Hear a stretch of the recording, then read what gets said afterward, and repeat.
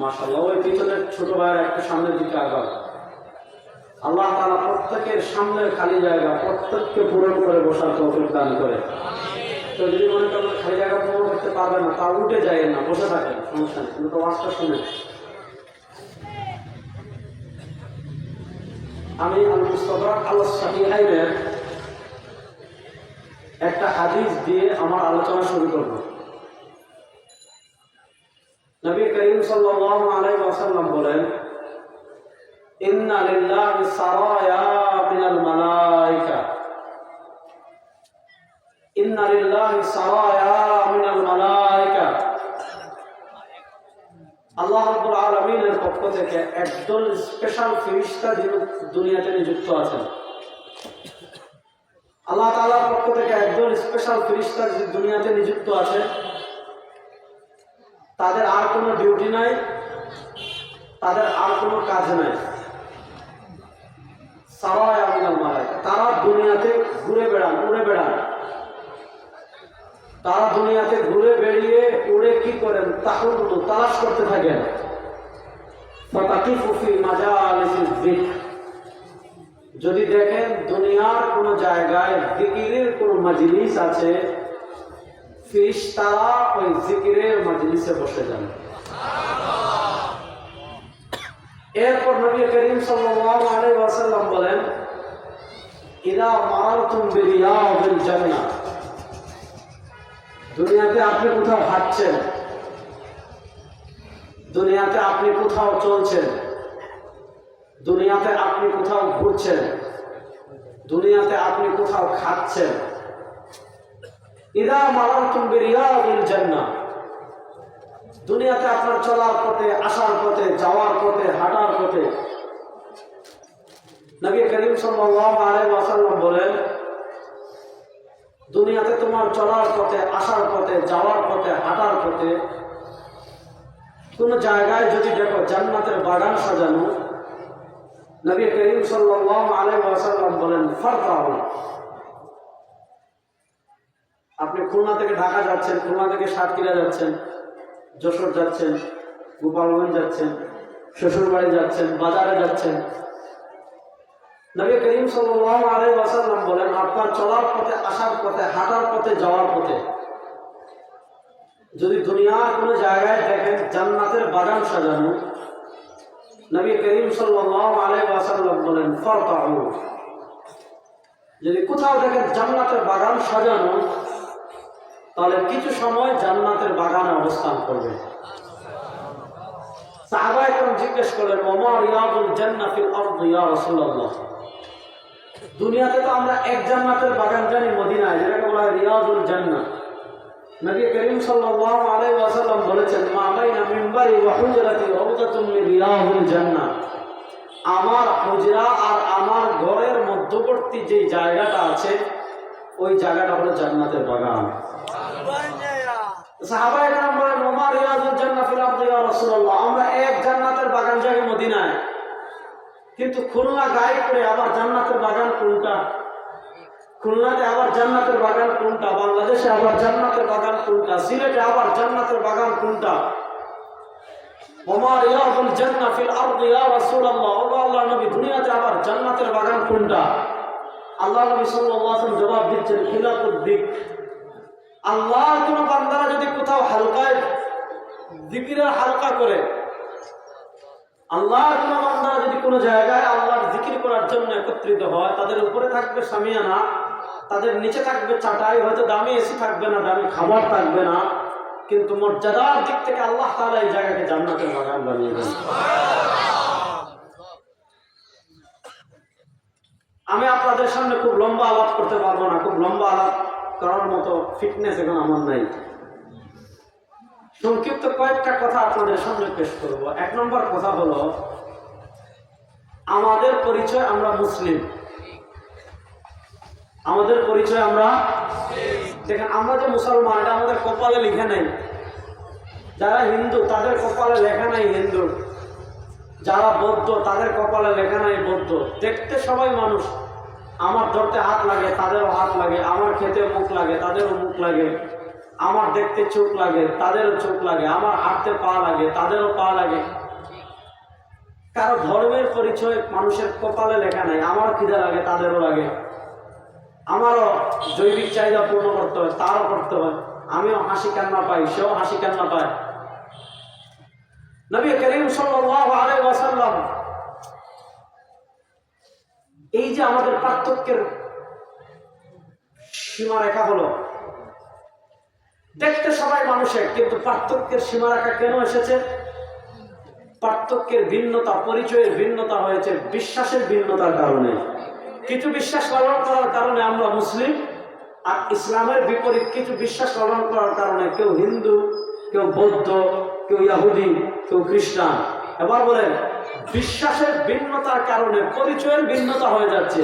বিশ্বাসের ভিন্নতার কারণে আমরা মুসলিম, আবার বিশ্বাসের ভিন্নতার কারণে কেউ কাফের, বিশ্বাসের ভিন্নতার কারণে কেউ মুশরিক, বিশ্বাসের ভিন্নতার কারণে কেউ হিন্দু, বিশ্বাসের ভিন্নতার কারণে কেউ ইহুদি, বিশ্বাসের ভিন্নতার কারণে কেউ খ্রিস্টান, বিশ্বাসের ভিন্নতার কারণে কেউ মুসলিম। তাহলে বলেন যে বিশ্বাসের ভিন্নতার কারণে মানুষের পরিচয়ের ভিন্নতা হয়ে যায়, সেই বিশ্বাসের গুরুত্ব ইসলামে আছে না নাই? বিশ্বাসকে আরবিতে বলে আকীদা। বলেন, বিশ্বাসকে আরবিতে বলে। আসেন, নাস্তিকতাবাদ আর আমাদের পার্থক্যের জায়গাটা কোথায়? যারা নাস্তিক আর যারা আস্তিক, নাস্তিক আর আস্তিকের পার্থক্যের জায়গাটা কোথায়? আমাদের একটা মৌলিক থিম হলো আমরা পরকাল, মৃত্যুর পরের পরকাল আমরা বিশ্বাস করি কি করি না? বলেন না, পরকাল আমরা বিশ্বাস করি কি করি না?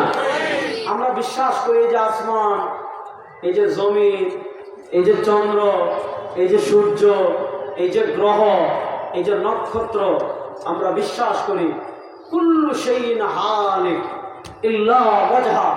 আল্লাহ তাআলা কোরআনের দুই জায়গায় বলেছেন, আল্লাহ তাআলা সূরাতুল কাসাসে বলেছেন, আল্লাহ তাআলা সূরাতুর রহমানে বলেছেন। আল্লাহ বলেন কুল্লু শাইইন হালিক ইল্লা ওয়াজহা। এবং বুখারী ব্যাখ্যা করেছেন আয় মুলকা, আসমান, জমিন, চন্দ্র, সূর্য, গ্রহ, নক্ষত্র, পাহাড়, সমুদ্র সব ধ্বংস হয়ে যাবে। ইল্লা ওয়াজহা আর ইল্লা মুলকা, সব ধ্বংস হয়ে যাবে, রাজত্ব থাকবে একমাত্র কার? বলেন, রাজত্ব থাকবে একমাত্র কার? বলেন, রাজত্ব থাকবে একমাত্র কার? আমরা বিশ্বাস করি আসমান একদিন থাকবে না। আপনি কোরআন খুললে কোরআনের পাতায় পাতায় পাবেন ইদা সামাউ শাক্কাত, ইদা সামাউ ফাতারাত।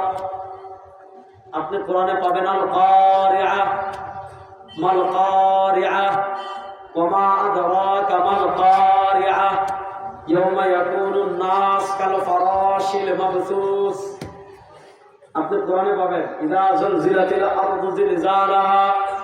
আপনি কোরআনে পাবেন ওয়া ইদাল বিহারু ফুজ্জিরাত, ওয়া ইদাল বিহারু সুজ্জিরাত। আপনি কোরআনে পাবেন আম্মা ইয়াতাসাআলুন। আপনি কোরআনে পাবেন ইদা ওয়াকাতিল ওয়াকিআ।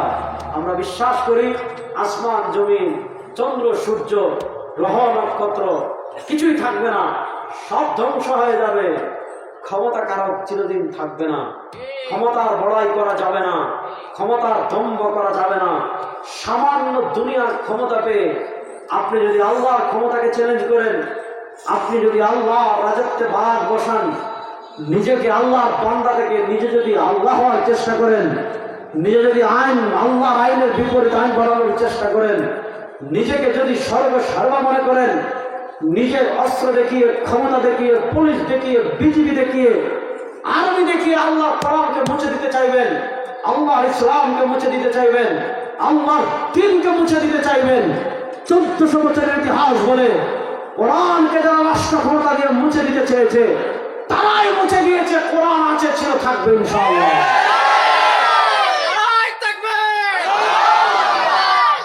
আবু জাহেল পারছে? উতবা পারছে? সাহেবা পারছে? উতবা পারে নাই, সাহেবা পারে নাই, আবু জাহেল পারে নাই, মদিনার ইহুদিরা পারে নাই, ইরাক পারে নাই, ইরান পারে নাই, বাইজেন্টাইন পারে নাই, কিসরা পারে নাই, কায়সার পারে নাই, ক্রুসেডার পারে নাই, তাতাররা পারে নাই, বাংলাদেশে যারা, এরা তো কিছুই না, এরা কিছুই। তারা 15 বছর নিজেদেরকে একচ্ছত্র মালিক মনে করত এবং তারা মনে করেছিল সব তাদের আঙ্গুলের বাহিরে কিছুই নড়বে না। তারা যা বলবে তাই, তারা যা করার কথা বলবে তাই করবে, তারা যা হওয়ার কথা বলবে তাই হবে, তারা যেই পথে চালাতে চাইবে সেই পথে চলবে। কোনো অপরোয়া কাউকে নাই, নিজের মন মতো ঘোষণা দিচ্ছে ভিশন 41, মানে 2041 পর্যন্ত তারা ক্ষমতায় থাকবে, বাংলাদেশে এই করবে ওই করবে। আপনি নির্বাচনে আসলে আসেন, না আসলে নাই। আমেরিকাকে গুনে না, কাউকে গুনে না, মানুষকে গুনে না, আলেমদেরকে গুনে না, মুসলমানদেরকে গুনে না, কাউকে গুনে না। ভিশন 41। আল্লাহ বলেন শোনেন, ক্ষমতার মালিক আল্লাহ। আপনি যতই ভিশন 41 ঘোষণা করেন, আল্লাহ বলেন 24-এ খেলা শেষ। 24-এ খেলা। তাহলে বলেন ক্ষমতার মালিক কে? জোরে বলেন একটু, বলেন না ক্ষমতার মালিক কে? আকাশ বাতাস প্রকম্পিত করে বলেন ক্ষমতার মালিক কে? আল্লাহ ছাড়া আর কেউ ক্ষমতার মালিক হতে পারে না। যে কথাটা বলছিলাম, আমরা বিশ্বাস করি আসমান জমিন চন্দ্র সূর্য সব নষ্ট হবে, ধ্বংস হবে। মৃত্যুর পর আরেকটা জীবন আছে, সেই জীবন আমরা বিশ্বাস করি কি করি না? নাস্তিকতাবাদ আর আমাদের ভিতর পার্থক্যের জায়গা। আমরা বলবো আজবাদের মত, আমরা বলি মৃত্যু শেষ না, মৃত্যুর পরে আরেকটা জীবন আছে, মৃত্যু আরেক জীবনের সূচনা। আমাদের কাছে সবচেয়ে বড় দলিল কোরআন। বলেন আমাদের কাছে সবচেয়ে বড় দলিল।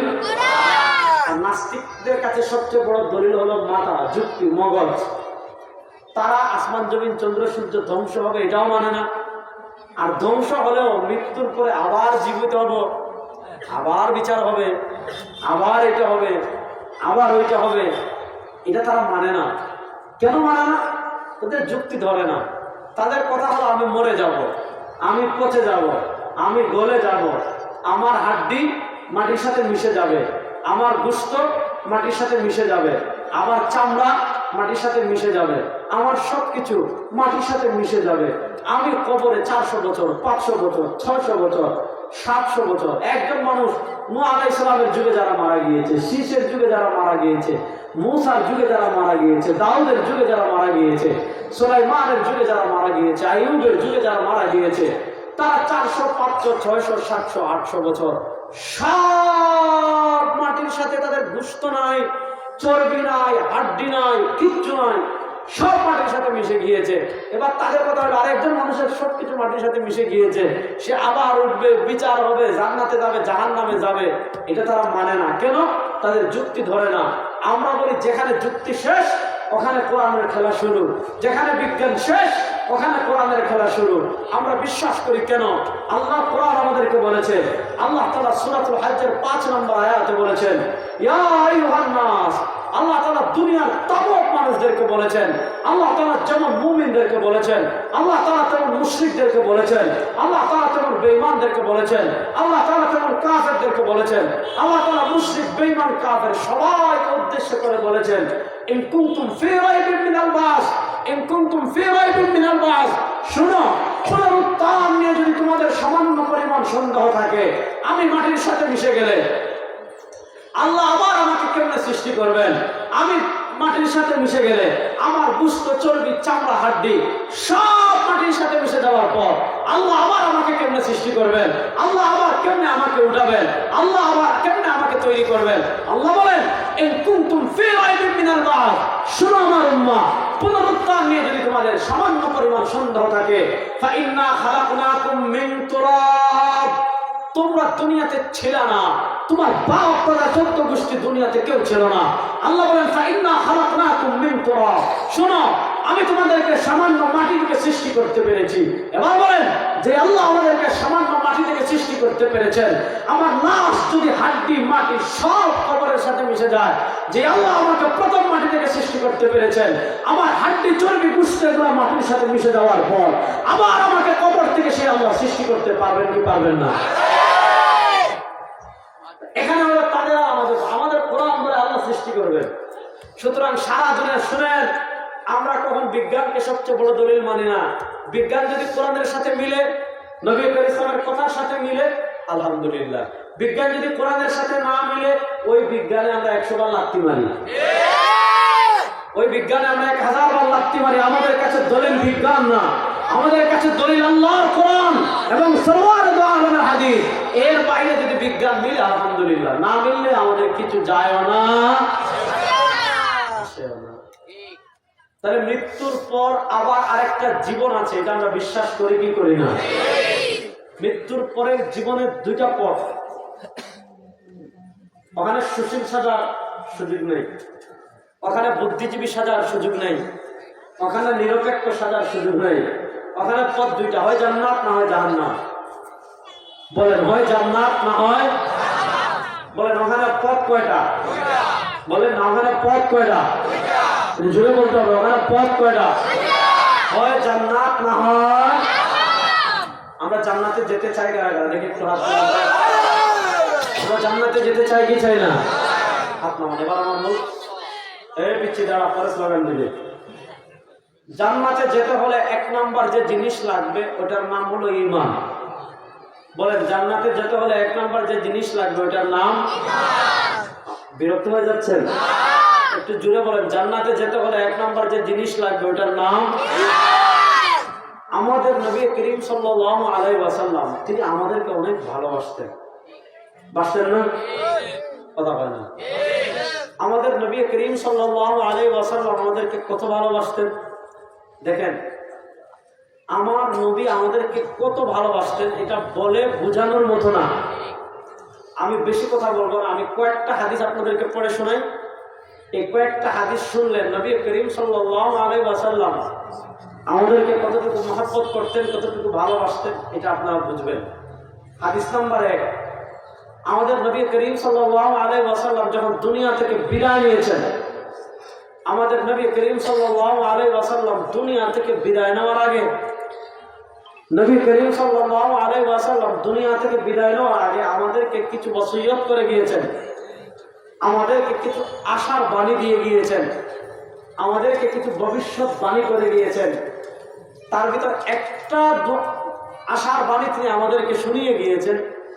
ইমাম বাজ্জার রাহিমাহুল্লাহ মুসনাদে বাজ্জার হাদিস এনেছেন। নবী করিম সাল্লাল্লাহু আলাইহি ওয়াসাল্লাম বলেন, আমার উম্মতেরা শুনো, লিকুল্লি নবিয়্যিন দাওয়াতুন মুস্তাজাবা।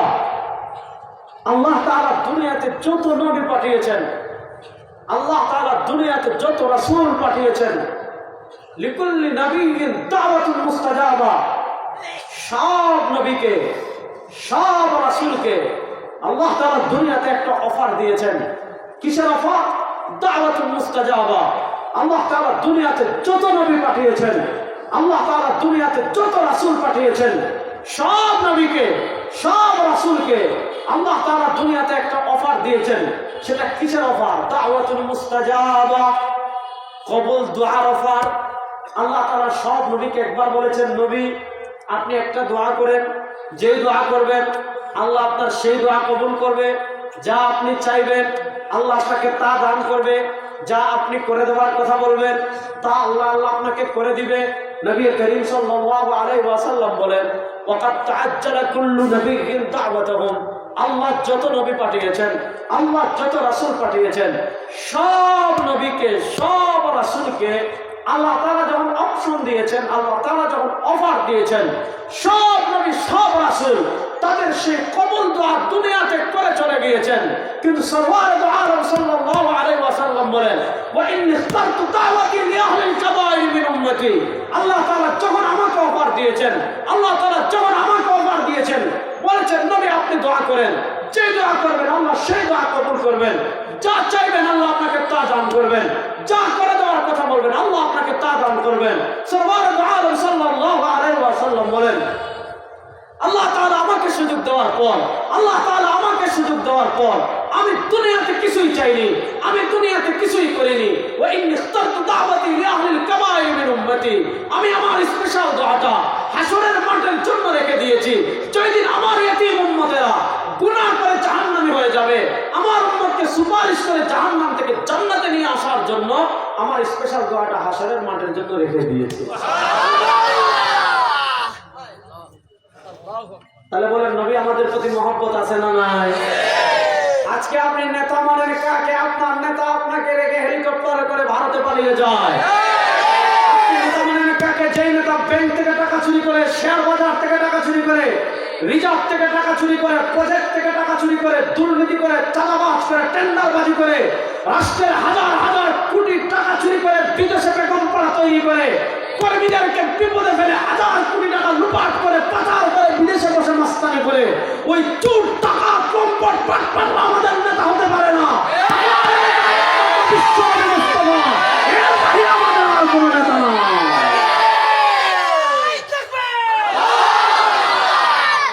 কথা ভালো করে বুঝেন, কোন চোর বাটপার কখনো আমাদের নেতা হতে পারে? আর আসতে বলে আচ্ছা আমার নেতা মুহাম্মদুর রাসূলুল্লাহ দুনিয়াতে আমাদেরকে ভুলেননি, বলছেন আমার নবী এত নামাজ রোজা কাদের জন্য করেছেন? আমাদের জন্য। আমার নবী আমাদেরকে বলে গিয়েছেন আমার নবী কতটুকু মহব্বত করতেন শুনেন।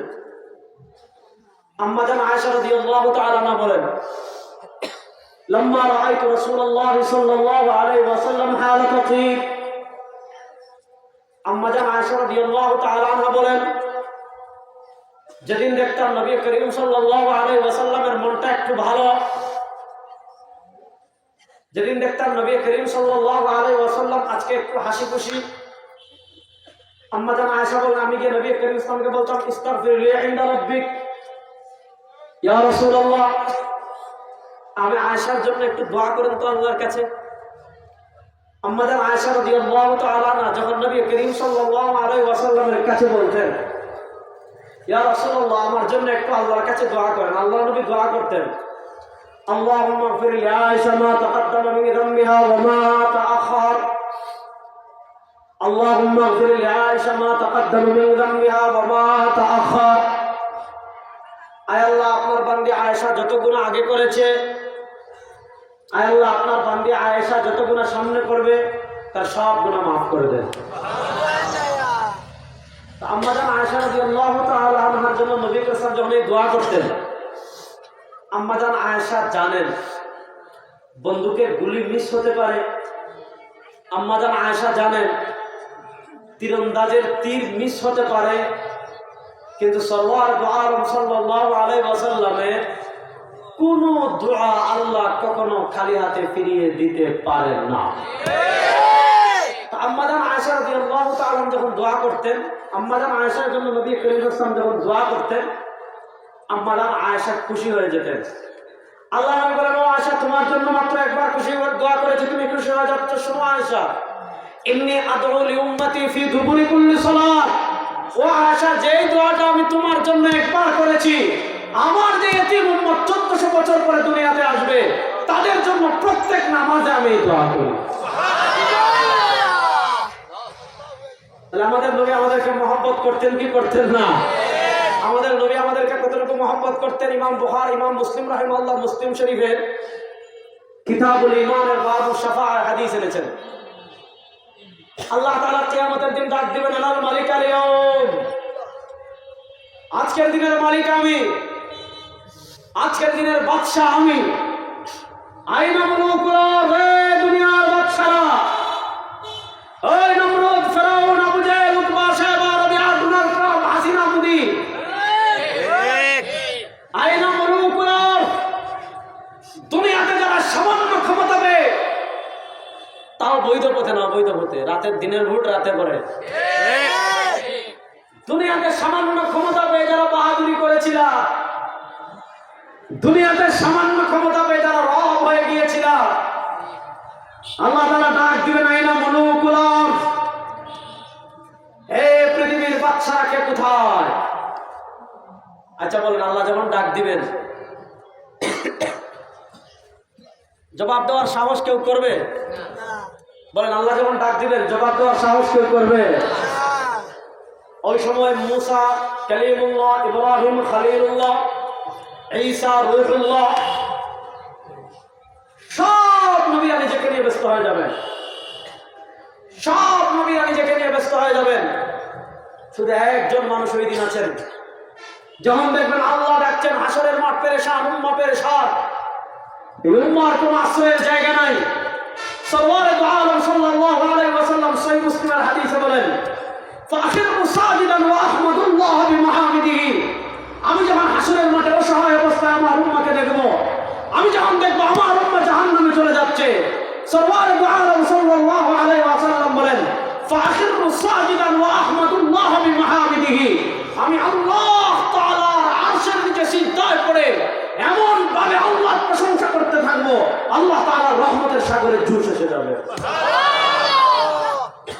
আল্লাহ তাআলার রহমতের সাগরে যখন জুস এসে যাবে, আল্লাহ তাআলা বলবেন, ইয়া মুহাম্মদ ইরফা রাসাক ওয়াসাল তু'তা ওয়াশফা তুশফা। আল্লাহ বলবেন, ও মুহাম্মদ সাল্লাল্লাহু আলাইহি ওয়াসাল্লাম, ইরফা রাসাক, আপনি মাথা তুলুন, সাল তু'তা, আপনি চান, আপনি যা চাইবেন আল্লাহ আপনাকে তা দান করবেন। ওয়াশফা তুশফা, নবী আপনার সাথে না আমার দুনিয়াতে একটা অফার বাকি ছিল, নবী আপনার সাথে না দুনিয়াতে আমার একটা চুক্তি বাকি ছিল, আপনার সাথে না দুনিয়াতে আমার একটা দোয়া বাকি ছিল। ওয়াশফা তুশফা, হাবিব আজকে সেই দোয়া কবুল করার সময় চলে আসছে, আজকে সেই অফার পূর্ণ করার সময় চলে আসছে। ওয়াশফা তুশফা, হাবিব আপনি সুপারিশ করেন, আপনি যাদের জন্য সুপারিশ করবেন আল্লাহ আপনার সুপারিশ কবুল করে তাদের সবাইকে আজকে জাহান্নাম থেকে মুক্তি দিয়ে দিবেন। আল্লাহ বলেন, ওয়াশফা তুশফা, নবী আপনি সুপারিশ করেন, তুশফা আপনি যাদের জন্য সুপারিশ করবেন আল্লাহ তাদের সুপারিশ কবুল করবেন। আমার নবী তার বাপের জন্য সুপারিশ করবেন না, আমার নবী তার দাদার জন্য সুপারিশ করবেন না, আমার নবী তার চাচার জন্য সুপারিশ করবেন না, মায়ের জন্য না, কুরাইশের জন্য না। হাবিব বলবেন, ইয়া রাব্বি উম্মতি, আল্লাহ আমার ইতিম উম্মত জাহান্নামে চলে যাচ্ছে, আল্লাহ আমার ইতিম উম্মতকে জাহান্নামে রেখে আমি হাবিব জান্নাতে যাব না। আমার নবীকে আল্লাহ যখন সুপারিশ করার অপশন দিবেন, নবী সুপারিশ করে করে করে করে করে করে করে করে জাহান্নাম থেকে বের করে নিয়ে আসবেন। সর্বশেষ আল্লাহ তাআলা তার হাবিবকে বলবেন, হাবিব উখরুজ মান কানা ফি কলবিহি মিসকালু হাববাতিন মিন খারদালিন মিন ঈমান, উখরুজ মান কানা ফি কলবিহি মিসকালু হাববাতিন মিন খারদালিন মিন ঈমান। ও আমার হাবিব, আপনার যে ইতিম উম্মতের অন্তরে সরষের দানা পরিমাণ ঈমান আছে, দেখা যাচ্ছে তার গুনাহ পাহাড় পরিমাণ, তার গুনাহ আসমান পরিমাণ, তার গুনাহ সমুদ্র পরিমাণ, কিন্তু ওই আসমান পরিমাণ গুনাহর নিচে দেখা যায় জীবনে একবার পড়েছিল লা ইলাহা ইল্লাল্লাহ। বলেন না, জীবনে একবার পড়েছিল লা ইলাহা ইল্লাল্লাহ। আল্লাহ বলবেন, মান কানা ফি কলবিহি মিসকালু হাববাতিন মিন খারদালিন মিন ঈমান, মান কানা ফি কলবিহি মিসকালু হাববাতিন মিন খারদালিন মিন ঈমান। ও হাবিব, আপনার যে ইতিম উম্মতের অন্তরে সরিষার দানা পরিমাণ ঈমান আছে, তাকে জাহান্নাম থেকে বের করে জান্নাতে নিয়ে আসেন।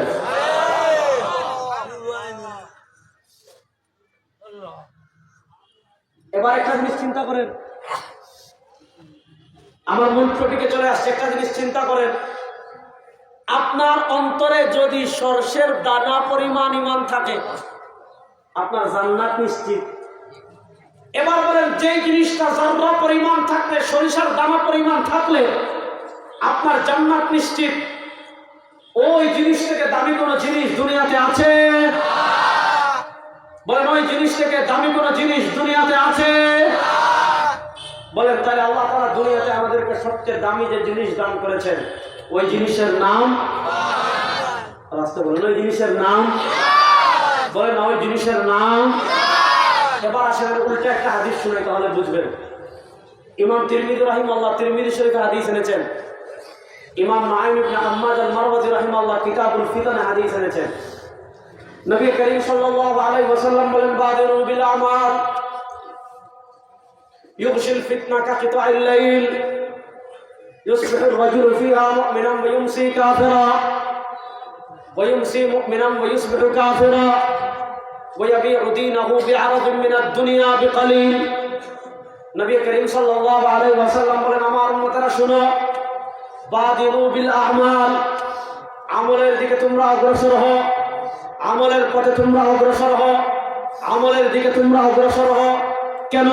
নবী করিম সাল্লাল্লাহু আলাইহি ওয়াসাল্লাম বলেন, আমার উম্মার উপর এমন একটা সময় আসবে, আমার উম্মার উপর এমন একটা কাল আসবে, আমার উম্মার উপর এমন একটা যুগ আসবে, আমার উম্মার উপর এমন একটা সময় আসবে, নবী করিম সাল্লাল্লাহু আলাইহি ওয়াসাল্লাম বলেন, এই উম্মার উপর এমন একটা কাল আসবে, এই উম্মার উপর এমন একটা যুগ আসবে, এই উম্মার উপর এমন একটা সময় আসবে, ইউকশিল ফিতনা কাকিতাইল লাইল। নবী করিম সাল্লাল্লাহু আলাইহি ওয়াসাল্লাম বলেন, এই উম্মাকে ফিতনা ঘিরে নেবে রাতের অন্ধকারের মতো। এখন খুলনায় রাত, রূপসীতে রাত, মোংলায় রাত, কক্সবাজারে রাত, সিলেটের জাফলংয়ে রাত, পঞ্চগড়ের বাংলাবন্ধে রাত, সারা দেশ একসাথে অন্ধকারে ঢেকে গিয়েছে। নবী করিম সাল্লাল্লাহু আলাইহি ওয়াসাল্লাম বলেন, আমার উম্মার উপর এমন একটা সময় আসবে, আমার উম্মার উপর এমন একটা কাল আসবে, আমার উম্মার উপর এমন একটা যুগ আসবে, ইউকশিল ফিতনা কাকিতাইল লাইল। নবী করিম সাল্লাল্লাহু আলাইহি ওয়াসাল্লাম বলেন, উম্মার উপর এমন একটা সময় আসবে, উম্মার উপর এমন একটা কাল আসবে, উম্মার উপর এমন একটা যুগ আসবে, এই উম্মাকে রাতের অন্ধকারের মতো ফিতনা ঘিরে নেবে। আর যখন এই উম্মাকে রাতের অন্ধকারের মতো ফিতনা ঘিরে নেবে, তখন এই উম্মার অবস্থা কেমন হবে? নবী করিম সাল্লাল্লাহু আলাইহি ওয়াসাল্লাম বলেন, ইউসবিহু রাজুলু ফিহা মুমিনা ওয়া ইউমসি কাফিরা ওয়া ইউমসি মুমিনা ওয়া ইউসবিহু কাফিরা। একজন মুসলমান সকালে মুসলমান থাকবে, দুপুর পেরিয়ে বিকেল হওয়ার আগে সে কাফের হয়ে যাবে। ওয়া ইউমসি মুমিনা, একজন মুসলমান বিকেলে মুসলমান থাকবে, ওয়া ইউসবিহু কাফিরা, রাত পেরিয়ে সকাল হওয়ার আগে কাফের হয়ে যাবে। কেন? আল্লাহ তাআলা সবচেয়ে বড় সম্পদ দান করলেন ঈমান।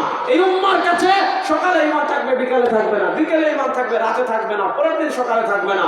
কারণ কি? কারণ হলো নবী করিম সাল্লাল্লাহু আলাইহি ওয়াসাল্লাম বলেন, ইয়াবিউ দীনাহু বিআরাদ মিনাদ দুনিয়া। এই উম্মার উপর এমন একটা সময় আসবে, এই উম্মার উপর এমন একটা কাল আসবে, এই উম্মার উপর এমন একটা যুগ আসবে, উম্মার কাছে টাকার দাম থাকবে, উম্মার কাছে পয়সার দাম থাকবে, উম্মার কাছে চাকরির দাম থাকবে, উম্মার কাছে নেতার দাম থাকবে, উম্মার কাছে নেত্রীর দাম থাকবে, উম্মার কাছে দলের দাম থাকবে, জায়গার দাম থাকবে, উম্মার কাছে ঈমানের দাম থাকবে না। দুনিয়ার সামান্য স্বার্থে উম্মা ঈমান বিক্রি করে দিবে। তাহলে বলেন ঈমানের কদর করার দরকার আছে না নাই? এবার একটা আমি মাসআলা বলে আপনারা বুঝে উত্তর দিয়ে। আপনাদের খুলনা গাইপুরে এক ব্যক্তি মসজিদে নামাজ পড়তে দাঁড়াইছে, ওনার পকেটে মোবাইল আছে, কিন্তু মোবাইলটা উনি সাইলেন্ট করে নাই। মাসালাটা বুঝেন, মোবাইলটা উনি কি করে নাই? সাইলেন্ট করে নাই। এখন আল্লাহু আকবার বলে নামাজটা শুরু করেছে। আল্লাহু আকবার বলে নামাজ শুরু করার সাথে সাথে ওর ফোন বাজা শুরু হয়েছে। একবার বাজে, দুইবার বাজে, একবার বাজে, কেটে দে, আবার বাজে, কেটে দে, আবার বাজে, কেটে দে, আবার বাজে, কেটে দে। দ্বিতীয় রাকাতে বেচারা ত্যক্ত বিরক্ত হয়ে গেছে, তৃতীয় রাকাতে আরো ত্যক্ত বিরক্ত হয়ে গেছে। কিন্তু যে ফোন দিচ্ছে, ফোন দিচ্ছে তো দিচ্ছে, দিচ্ছে তো দিচ্ছে, দিচ্ছে তো দিচ্ছে, কাটাকাটি নেই। একবার কাছে আবার দিচ্ছে। বেচারা তৃতীয় রাকাতে বিরক্ত হয়ে ফোনটা ধরে বলছে, ভাই তুমি কি বুঝো না, কেটে দিচ্ছি মিয়া, নামাজ পড়তেছি, 3টা রাকাত ছিল, 1টা রাকাত বাকি আছে, রাখো মিয়া, নামাজ শেষ করে ফোন করে আসছি। নামাজ আছে না গেছে? বলে নামাজ আছে না গেছে? তাহলে বোঝা গেল নামাজ অবস্থায় কিছু কাজ করলে নামাজ থাকে না। এক ব্যক্তি অজু করে মাটি কাটছে, প্রচন্ড ঘেমেছে, এরপর এমন একটা রুমে ঢুকছে যেখানে এয়ার কন্ডিশন লাগানো। এবার বলেন, এরপরে সে কি করছে? হেলান দিয়ে ঘুমাই গেছে। অজু করে কেউ যদি হেলান দিয়ে ঘুমায়, অজু আছে না গেছে? রোজা রেখে এক ব্যক্তির প্রচন্ড পিপাসা লাগছে, সে রোজার কথা জানে, জানার পর পানি খাইছে, রোজা আছে না গেছে? তাহলে বোঝা গেল নামাজ অবস্থায় কিছু কাজ করলে নামাজ থাকে না, রোজা অবস্থায় কিছু কাজ করলে রোজা থাকে না, অজু অবস্থায় কিছু কাজ করলে অজু থাকে না। এই রোজা অবস্থায় যে কাজ করলে রোজা থাকে না, এগুলা রোজা ভঙ্গের কারণ। অজু অবস্থায় যে কাজ করলে অজু থাকে না, এগুলো অজু ভঙ্গের কারণ। নামাজ অবস্থায় যে কাজ করলে নামাজ ভঙ্গের থাকে না, এগুলো নামাজ ভঙ্গের কারণ। ও মুসলমান, নামাজ ভঙ্গের যেমন কারণ আছে, রোজা ভঙ্গের যেমন কারণ আছে, অজু ভঙ্গের যেমন কারণ আছে, হজ ভঙ্গের যেমন কারণ আছে, বিবাহ ভঙ্গের যেমন কারণ আছে, ঈমান ভঙ্গের কারণ আছে না নাই? আজকে উম্মার অবস্থা, উম্মা নামাজ ভঙ্গের কারণ জানে, রোজা ভঙ্গের কারণ জানে, হজ ভঙ্গের কারণ জানে, কিন্তু আজকে উম্মা ঈমান ভঙ্গের কারণ জানে। বলেন উম্মা ঈমান ভঙ্গের কারণ জানে। আজকে আমি ঈমান ভঙ্গের একটা কারণ বলে আজকে আপনাদের থেকে বিদায় নেব। আসেন, ঈমান ভঙ্গের 1 নম্বর কারণ হলো শিরিক। বলেন ঈমান ভঙ্গের 1 নম্বর কারণ হলো, আমার সাথে কথা বলতে হবে, ঈমান ভঙ্গের 1 নম্বর কারণ হলো আল্লাহ তাআলা কোরআনে বলেছেন, ইন্নাল্লাহা লা ইয়াগফিরু আন ইউশরাকা বিহি ওয়া ইয়াগফিরু মা দুনা যালিকা লিমান ইয়াশা। আল্লাহ তাআলা শিরিক ছাড়া যত গুনাহ করবেন আল্লাহ তাআলা চাইলে তওবা ছাড়াও মাফ করে দিবেন। ওয়াগফিরু মা দুনা যালিকা লিমান ইয়াশা। শিরিক ছাড়া যত গুনাহ আছে আল্লাহ তাআলা চাইলে তওবা ছাড়াও মাফ করে দিবেন।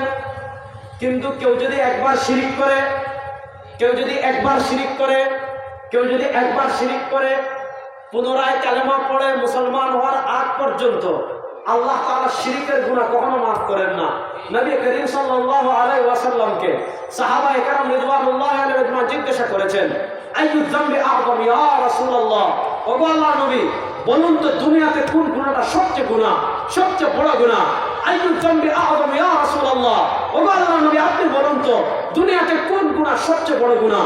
নবী করিম সাল্লাল্লাহু আলাইহি ওয়াসাল্লাম জবাব দিচ্ছেন, আন তাজআলা লিল্লাহি নিদ্দান ওয়া হুয়া খালাকাক, আন তাজআলা লিল্লাহি নিদ্দান ওয়া হুয়া খালাকাক, আন তাজআলা লিল্লাহি নিদ্দান ওয়া হুয়া খালাকাক। দুনিয়াতে সবচেয়ে বড় গুনাহ হলো তুমি আল্লাহর সাথে কাউকে শরীক করা। ওয়া হুয়া খালাকাক, অথচ তোমাকে সৃষ্টি করেছেন কে? শিরকের অনেক প্রকার জানেন। আজকে আমি আধুনিক একটা শিরকের কথা বলবো। আচ্ছা বলেন তো আমাদের রব কে? আল্লাহ। মুসলমান রে আল্লাহর নাম কত আসতে বলেন। আমাদের রব কে? আল্লাহ। আল্লাহ তাআলা আমার এই ভাইকে সুস্থতা দান করুন। আমিন। আল্লাহ তাআলা আমাদের মতো জবান যেন তাকে দান করেন। পড়েন আমিন। বলেন আমাদের রব কে? আল্লাহ। যারা তুলে বলেন আমাদের রব কে? আল্লাহ। আমাদের রব কে? আল্লাহ। এবার আসেন আমরা রব মানি আল্লাহকে। আলহামদুলিল্লাহি রাব্বিল আলামিন। বলেন আলহামদুলিল্লাহি রাব্বিল আলামিন। আল্লাহ তাআলা ইহুদীদের কথা পবিত্র কোরআনে বলেছেন, ইত্তাখাযু আহবারহুম ওয়া রুহবানহুম আরবাবাম মিন দুনিল্লাহ। আল্লাহ তাআলা ইহুদীদের চরিত্র বর্ণনা করতে গিয়ে পবিত্র কোরআনে বলেছেন, ইত্তাখাযু তারা বানিয়েছে আহবারহুম তাদের ধর্মযাজকদের, ওয়া রুহবানহুম তাদের সন্ন্যাসীদের, আরবাবান রব মিন দুনিল্লাহ আল্লাহকে বাদ দিয়ে। আমরা বললাম রব আল্লাহ, আমরা বললাম রব কে? আল্লাহ। বলেন আমরা বললাম রব কে? আল্লাহ। আল্লাহ তাআলা ইহুদীদের চরিত্র বর্ণনা করতে গিয়ে বলেন, ইত্তাখাযু আহবারহুম ইহুদীরা তাদের ধর্মযাজকদের, ওয়া রুহবানহুম ইহুদীরা তাদের সন্ন্যাসীদের কি বানিয়েছে? আরবাবান রব বানিয়েছে। কাকে বাদ দিয়ে? মিন দুনিল্লাহ আল্লাহকে বাদ দিয়ে। দেখেন আমরা হাতিম তার কথা শুনি, তিনি নবী আকরাম সাল্লাল্লাহু আলাইহি ওয়াসাল্লামের যুগ পাননি, আগেই মারা গিয়েছেন। তার ছেলে ছিলেন হযরত আদী ইবনে হাতিম, তিনি নবী আকরাম সাল্লাল্লাহু আলাইহি ওয়াসাল্লাম যুগ পেয়েছেন। যেহেতু তার বাবা অনেক দানশীল ছিলেন, যার কারণে নবী আকরাম সাল্লাল্লাহু আলাইহি ওয়াসাল্লাম আদী ইবনে হাতিমকে অনেক মহব্বত করতেন। আদী ইবনে হাতিম ইহুদীদের পণ্ডিত ব্যক্তিত্ব ছিলেন। আদী ইবনে হাতিম ইহুদীদের আলেম ছিলেন। আল্লাহ তাআলা কোরআনে যখন এই আয়াত নাযিল করলেন, ইত্তাখাযু আহবারহুম ওয়া রুহবানহুম আরবাবাম মিন দুনিল্লাহ, ইহুদীরা আল্লাহকে বাদ দিয়ে রব বানিয়েছে ধর্মযাজকদের, মানে যারা চার্চে থাকে, যারা গির্জায় থাকে। যেমন আমাদের মসজিদের ইমাম আর তাদের ধর্মযাজক। আমাদের মসজিদের ইমামরা থাকে মসজিদে, আর ইহুদীদেররা থাকে চার্চে, খ্রিস্টানদেররা থাকে গির্জায়, হিন্দুদেররা থাকে মন্দিরে।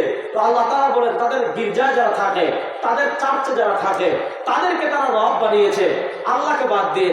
আল্লাহ তাআলা যখন এই আয়াত নাযিল করলেন, হযরত আদী ইবনে হাতিম রাদিয়াল্লাহু তাআলা আনহু, হযরত আদী ইবনে হাতিম রাদিয়াল্লাহু তাআলা আনহু দৌড় দিয়ে নবী করিম সাল্লাল্লাহু আলাইহি ওয়াসাল্লামের কাছে আসলেন। আয়েশা বলেন, ইয়া রাসূলুল্লাহ এই আয়াতটা বুঝলাম না, আমরা তো ধর্মযাজকদের সিজদা করিনি, আমরা তো ধর্মযাজকদের ইবাদত করিনি, আমরা তো সন্ন্যাসীদের ইবাদত করিনি, আমরা সন্ন্যাসীদেরকে সিজদা করিনি, তাহলে তাদেরকে রব মানলাম কেমনে? যদি রব মানতাম তাদেরকে সিজদা করতাম, যদি রব মানতাম তাদের ইবাদত করতাম, যদি রব মানতাম তাদেরকে সিজদা করতাম, যদি রব মানতাম তাদেরকে ইবাদত করতাম। তাদের ইবাদত করলাম না, তাদেরকে সিজদাও দিলাম না, ইবাদত করলাম না, রব মানলাম কেমনে? নবী করিম সাল্লাল্লাহু আলাইহি ওয়াসাল্লাম যখন তারা নবী করিম সাল্লাল্লাহু আলাইহি ওয়াসাল্লামকে এই প্রশ্ন আদী ইবনে হাতিম করেছেন, ইয়া রাসূলুল্লাহ সন্ন্যাসীদের ইবাদত করলাম না, তাদেরকে সিজদাও দিলাম না, ধর্মযাজকদের ইবাদত করলাম না, সিজদাও দিলাম না, তাহলে রব বানাইলাম কেমনে? আল্লাহ নবী সাল্লাল্লাহু আলাইহি ওয়াসাল্লাম জবাব দিচ্ছেন, আমা ইন্নাহুম লাম ইয়াসজুদু লাহুম, শুনো যদিও তোমরা তাদের সিজদা করনি, যদিও তোমরা তাদের ইবাদত করনি, কিন্তু শুনেন শুধু সিজদার ইবাদত করা মানে রব বানানো না। মুসলমান বলেন আসমানের মালিক কে? আল্লাহ। রাষ্ট্র বলেন আল্লাহ। জমিনের মালিক কে? আল্লাহ। চন্দ্রের মালিক আল্লাহ। সূর্যের মালিক আল্লাহ। এবার আকাশ বাতাস প্রকম্পিত করে দুই হাত তুলে আকীদা ক্লিয়ার করার নিয়তে বলেন সার্বভৌমত্বের মালিক কে? কারো বাপ সার্বভৌমত্বের মালিক হতে পারে? কারো নেতা সার্বভৌমত্বের মালিক হতে পারে? আমেরিকা সার্বভৌমত্বের মালিক না, ভারত সার্বভৌমত্বের মালিক না, শেখ মুজিব, লেডি ফেরাউন হাসিনাও সার্বভৌমত্বের মালিক না। আমাদের ঈমান, আমাদের আকীদা, সার্বভৌমত্বের মালিক একমাত্র কে?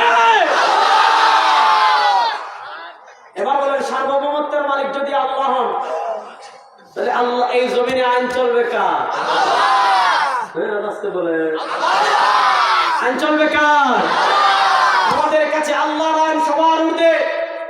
আপনি ৭১-এর মুক্তিযুদ্ধের চেতনার কথা বলে, সংবিধানের চেতনার কথা বলে আপনি পার্লামেন্টে বসে আল্লাহর কোরআনের বিরুদ্ধে আইন করবেন।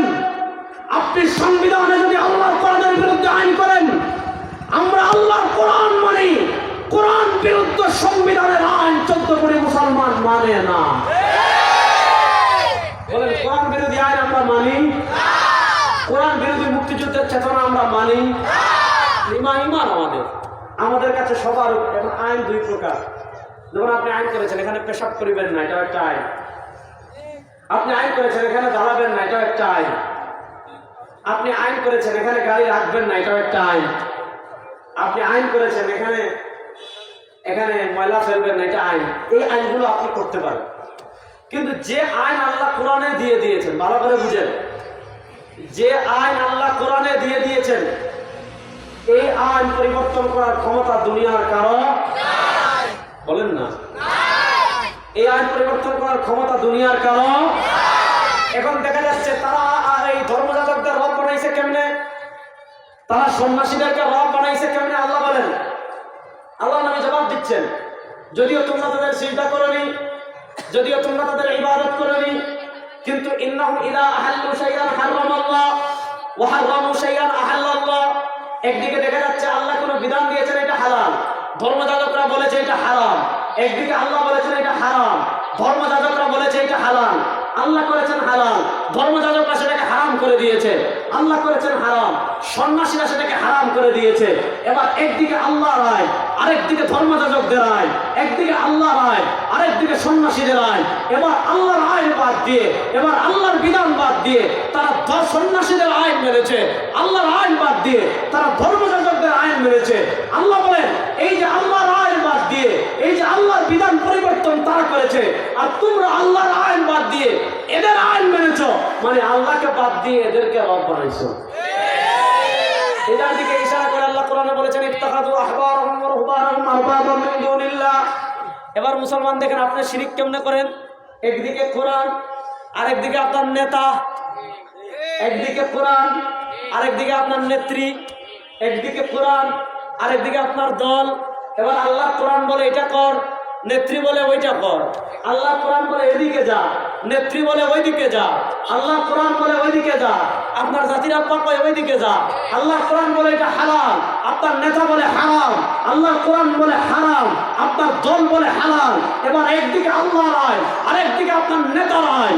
একদিকে আল্লাহর আইন, আরেকদিকে আপনার নেত্রীর আইন। একদিকে আল্লাহর আইন, আরেকদিকে আপনার দলের আইন। এবার যদি আপনি আল্লাহর আইনকে বাদ দিয়ে আপনার দলের আইন মানেন, আল্লাহর আইনকে বাদ দিয়ে আপনার নেতার আইন মানেন, আল্লাহর আইনকে বাদ দিয়ে আপনার নেত্রীর আইনকে মানেন, আপনার মাঝে আর ইহুদিদের মাঝে কোনো পার্থক্য নাই। এই ইহুদিদের খাসলত আমাদের মাঝে আছে না নাই? আইন দেওয়ার মালিক একমাত্র কে? তাহলে এই জমিনে আইন চলবে একমাত্র কার? আমাদের বাংলাদেশে কত আইন পরিবর্তন হলো, কত সংগ্রাম হলো, কত রক্ত দেওয়া হলো, কতবার নেতার পরিবর্তন হলো, কতবার চেয়ারের পরিবর্তন হলো, কতবার ক্ষমতার পরিবর্তন হলো। চুরি বন্ধ হয়েছে? আর আসতে বলে ডাকাতি বন্ধ হয়েছে? চাঁদাবাজি বন্ধ হয়েছে? টেন্ডারবাজি বন্ধ হয়েছে? মানুষ খুন বন্ধ হয়েছে? কিচ্ছু হয়নি। মানুষের আইন দিয়ে পরিবর্তন করতে পারবেন না, শুধু নেতার পরিবর্তন দিয়ে আইন পরিবর্তন করতে পারবেন না। আমি বলি 52 বছরে পারেন নাই, সব বাদ দেন, মাত্র 3 মাসের জন্য আল্লাহর কোরআনের আইন বাস্তবায়ন করেন, সব বন্ধ হয়ে যাবে ইনশাআল্লাহ। নারায়ে তাকবীর। আল কোরআনের আলো,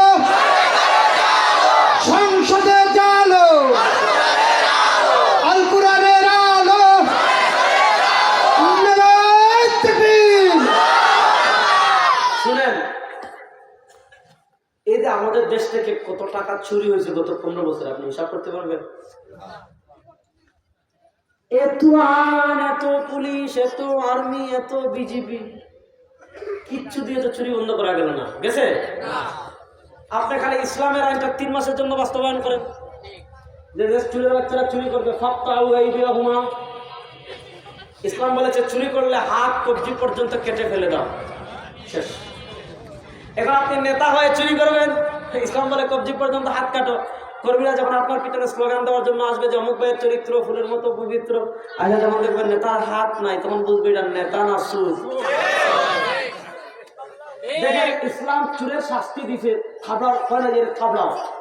যদি বলতে থাপড়াও, তো আপনি 20টা থাপ্পড় দিয়েছেন, 100টা থাপ্পড় দিয়েছেন, দাঁত মধ্যে একটু ফুলবে, ব্যথা হবে না, পাকা ইলেকট্রিক হয়ে যাবে, শেষ।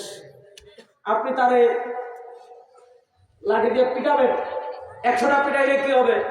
হাত মুখ ভাঙবে, হাতিটা ভাঙবে, টাকা চুরি করবে 1 কোটি টাকা, হাসপাতালে গিয়ে 5 লাখ টাকা দিয়ে চিকিৎসা করে সুস্থ হয়ে যাবে, সমস্যা কি? আপনি জেলে দিবেন, আমাদের দেশের জেলের যে অবস্থা, চুর হয়ে যদি ঢুকে ডাকাত হয়ে বের হয়, ডাকাত হয়ে যদি ঢুকে সন্ত্রাস হয়ে বের হয়, সন্ত্রাস হয়ে যদি ঢুকে মাফিয়া হয়ে বের হয়, আর মাফিয়া হয়ে যদি ঢুকে আওয়ামী লীগ হয়ে বের হয়।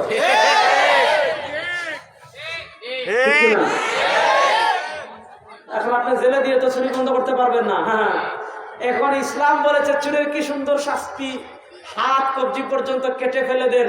এখন আপনি এমপি হয়ে হাত চুরি করবেন, রাষ্ট্রের টাকা চুরি করবেন, রাষ্ট্র বলে হাত কবজি পর্যন্ত কেটে ফেলে দাও। এখন যখন মানুষ দেখবে কিও এমপি সাহেবের হাত নাই, তখন বলবে এটা এমপি না সুর। আপনি মন্ত্রী হয়ে চুরি করবেন, কর্মীরা যখন দেখবে হাত নাই, তখন বুঝবে এটা মন্ত্রী না চোর। আপনি হুজুর হয়ে জুব্বা পরে পাগড়ি পরে চুরি করবেন, পীর হয়ে চুরি করবেন, মুরিদা যখন দেখবে মা পীর সাহেবের হাত নাই, বলবে এটা পীর না চোর। অর্থাৎ ইসলাম চুরির শাস্তি এমন দিয়েছে, আপনি কবরে যাওয়া পর্যন্ত চুরি থাকবেন, পরিচয় আর পরিবর্তন করতে পারবেন না। এমনকি আপনার বাচ্চাদেরকেও বলবে এটা চোরের বাচ্চা। আপনি চুরি বন্ধ করতে পারেন নাই, ফেল করেছেন। ধর্ম নিরপেক্ষতা দিয়ে চুরি বন্ধ করতে পারেন নাই, গণতন্ত্র দিয়ে চুরি বন্ধ করতে পারেন নাই, জাতীয়তাবাদ দিয়ে চুরি বন্ধ করতে পারেন নাই। জাতীয়তাবাদ বাদ দেন, গণতন্ত্র বাদ দেন, ধর্ম নিরপেক্ষতা বাদ দেন, ইসলামী আইন বাস্তবায়ন করেন। মাত্র 3 মাসের জন্য আল্লাহর কোরআনের আইন বাস্তবায়ন করেন, সব চুরি খুন বন্ধ হয়ে যাবে ইনশাআল্লাহ। তারা কোরআনকে আইন হিসাবে চায় না কেন জানেন? কারণ কোরআন আইন হয়ে গেলে তো আর বোতল খেতে পারবে না, কোরআন আইন হয়ে গেলে আর বিদেশে টাকা পাচার করতে পারবে না, কোরআনের আইন বাস্তবায়ন হয়ে গেলে আর ব্যাংক থেকে ডাকাতি করতে পারবে না। আমি আমার খুলনার যুবকদেরকে সর্বশেষ মেসেজ দিয়ে চাই, 52 বছরের নানা তন্ত্র দেখেছেন, 59 বছরের নানা মন্ত্র দেখেছেন, 52 বছরের নানা নেতা দেখেছেন, নানা নেতা শাসক দেখেছেন, অনেক পরিবর্তন দেখেছেন, অনেকবার চেয়ারের পরিবর্তন দেখেছেন, অনেকবার নেতার পরিবর্তন দেখেছেন। ভাগ্যের পরিবর্তন হয় নাই, খুন বন্ধ হয় নাই, চাঁদাবাজি বন্ধ হয় নাই, টেন্ডারবাজি বন্ধ হয় নাই। এবার একবার পরীক্ষামূলক ইসলামকে রাষ্ট্র ক্ষমতায় নেওয়ার জন্য, কোরআনকে রাষ্ট্র ক্ষমতায় নেওয়ার জন্য প্রস্তুত আছেন না?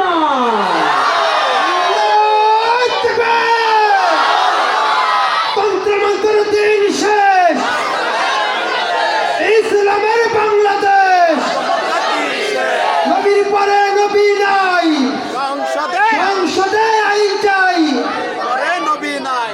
এটা কাদিয়ানিতে গেছেন কে? সংসদে আইনটাই লাগবে না, ইসলামটা ক্ষমতায় নেন, সব সাইজ হয়ে যাবে।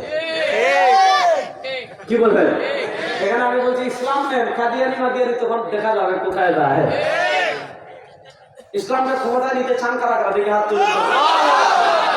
আগে বলতেন হুজুর আপনারা এক হন না কেন, এটা বলতেন না আগে।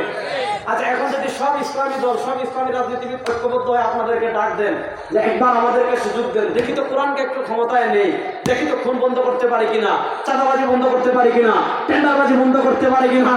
ইসলাম ক্ষমতায় গেলে ভারতের গুন্ডা এই দেশে আর চলবে না। ভারত যদি হাত বাড়ায়, হাত কেটে গাছের সাথে ঝুলানোর জন্য খুলনার যুবকরা প্রস্তুত আছো? ভারতের গুন্ডামি বাংলাদেশে আর চলতে দেওয়া হবে না, হবে না। এবার সব ইসলামী রাজনীতিবিদ ঐক্যবদ্ধ হয়ে যদি একবার ডাক দেয়, একবার সুযোগ দেন ইসলামকে ক্ষমতায় নেওয়ার, মাঠে থাকবেন তো ইনশাআল্লাহ? দেখি কারা কারা থাকবেন, দেখি একটু হাত তুলেন তো। আল্লাহ তাআলা ইসলামের পক্ষে মেহনত করার তৌফিক আমাদেরকে দান করেন। আল্লাহ বাংলাদেশের দিন বিজয়ের মেহনত করার তৌফিক আমাদের সবাইকে দান করেন।